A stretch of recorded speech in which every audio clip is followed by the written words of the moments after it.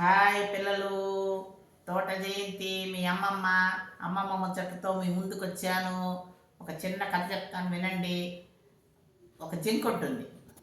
ఆ జింక నిండు గర్భం అన్నమాట. ఆ జింక ప్రసవించేదానికి గుబురులో, చెట్ల గుబురులో ఉంటుంది. జింక చెట్టు గుబురులో ఉంటుంది. అప్పుడు ఆకాశంలో పెద్ద పెద్ద మెరుపులు మెరుస్తూ ఉంటుంది.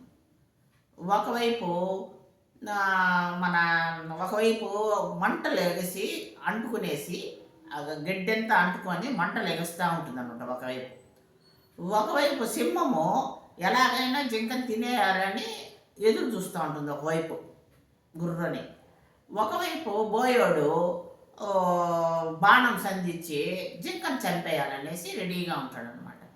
చుట్టుపక్కల చూస్తుంది జింక. చూస్తే ఒకవైపు అగ్గి మంటలు వస్తుంది తన వైపుకు, ఒకవైపు బోయోడు బాణం ఎత్తి పెట్టుకుంటాడు చంపేదానికి, ఒకవైపు సింహం తను చంపేదానికి రెడీగా ఉందన్నమాట. చూస్తుంది, చుట్టుపక్కల చూస్తుంది.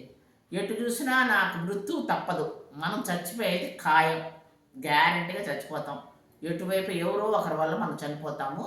కానీ మనము బిడ్డకు జన్మనిచ్చి తర్వాత మనం చచ్చిపోయినా పర్వాలేదు, ఎలాగైనా మనం బిడ్డకు జన్మనియ్యాలి అని జింక తన మనసులో సంకల్పించుకొని భగవంతుని తలుచుకొని, భగవంతుడా నువ్వే ఉండవు, నా బిడ్డకు జన్మనిస్తా, మళ్ళీ నేను చచ్చిపోయినా పర్వాలేదు అనేసి ఒక సంకల్ప బలంతో ధైర్యంగా బిడ్డను జన్మనిస్తుంది.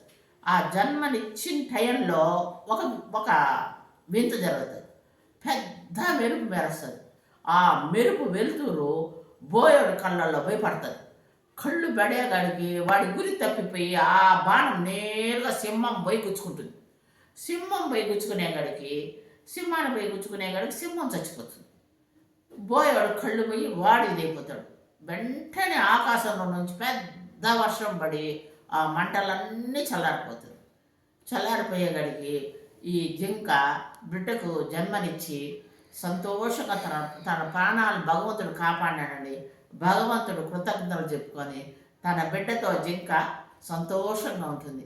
ఎప్పుడు మన ఆలోచన మతి కొద్ది గతి అంటారు. తన మనసులో మంచి ఆలోచన, జన్మనియ్యాలి బిడ్డకి, మనం ఏమైనా పర్వాలేదు అనుకునేది భగవంతుడు తన సంకల్ప బలాన్ని నిజం